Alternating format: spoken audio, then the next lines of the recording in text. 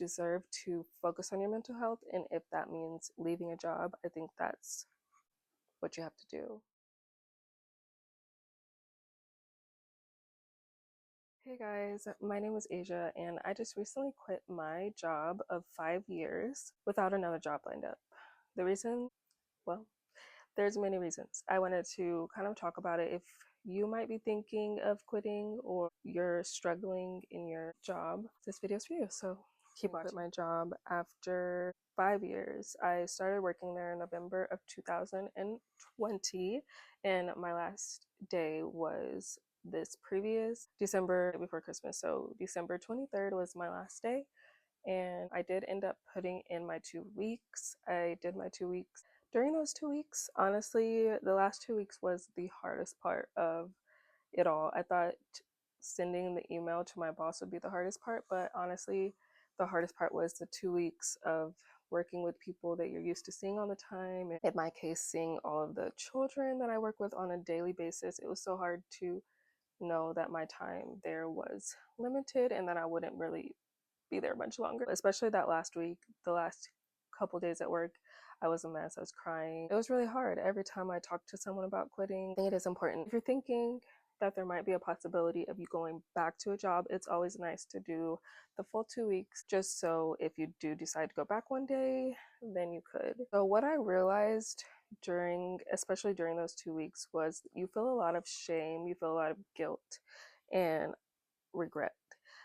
I was so afraid that I was making the wrong decision during those 2 weeks. It's really hard to think clearly of what life could be like after a job because you're so comfortable. So those 2 weeks, I was feeling shame, I was feeling regret, I was scared. Honestly, I was really scared of losing the comfortability of a 9 to 5. Also, healthcare, losing all the benefits that the job provided me. If you're thinking about quitting, know that it's not initially a walk in the park. If I could go back and do anything differently before quitting, I think I would try to file for FMLA just to give myself time away from work with the possibility of going back in 12 weeks just to work on my mental health and see if that 12 weeks could help me to be able to stay. However, I'm okay with the decision that I made and not waiting, because I didn't feel like I could wait for the whole process of starting an FMLA and contacting my doctors and all of that. Second thing I would do differently before quitting my job would be taking more time for myself. Whenever I was working, I would literally go to work, get home at like 6 o'clock, and immediately, I have to be a mom, entertain my daughter, make her dinner, give her a bath, and go to bed myself. So I really didn't leave much time for myself. Even on the weekends, I'd be so exhausted from the week, I wouldn't make time for myself, and I would feel guilty to make plans because I was just gone away from my daughter for 45 hours out of the week. Now it's the weekend, and I feel too guilty to not spend all my time with my daughter. It was really hard for me to make time, but I wish that I would have, to help with my mental health, put some work into myself, because I feel like the 5 years that I was there, I dedicated to working. And then when I had my daughter in 2023, I didn't have any work-life balance at all. It was just work, mothering. And I wish that I could have found a balance and an in-between.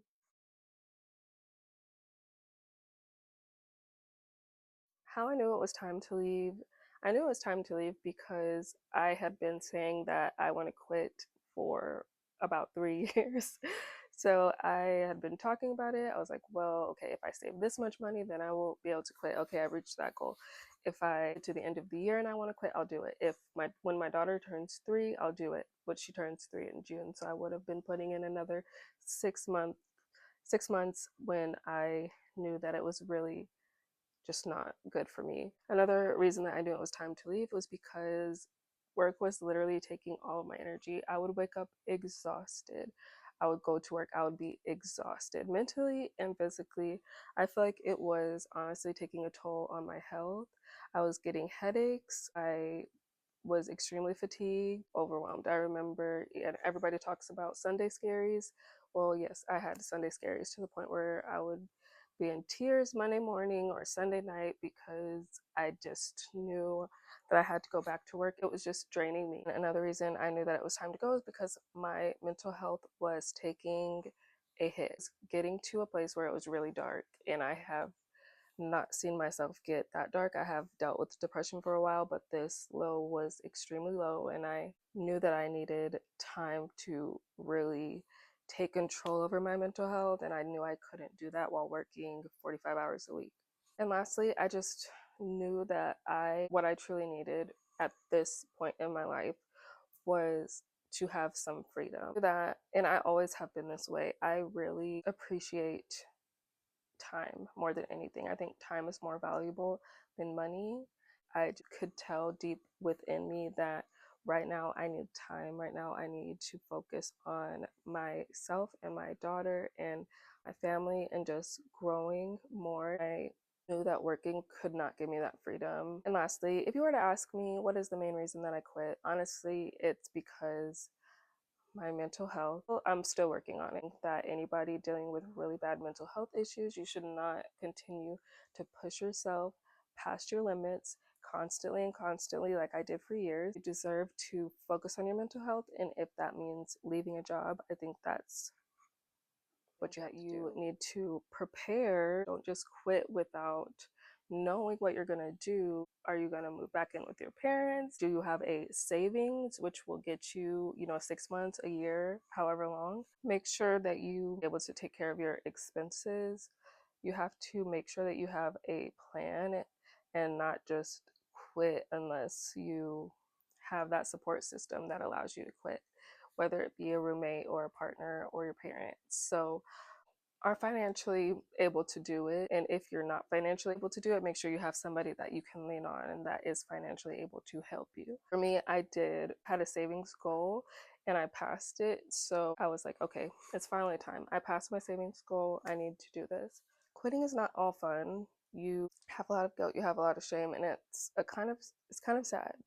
I worked at this job for 5 years, so leaving these people, it was harder than I thought because honestly, at work, I don't really have a support system. At work, I don't really have friends.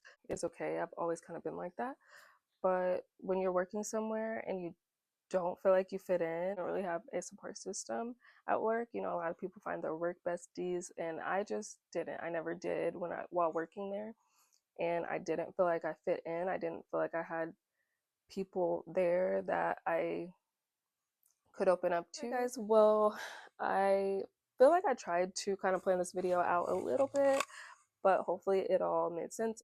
Thank you guys so much for watching. My name is Asia, and I am going to be making a lot of different videos. So if you are interested at all to see what my journey looks like after quitting my job, make sure to subscribe and like this video and leave a comment if you're thinking about quitting. If you quit, let me know how that went.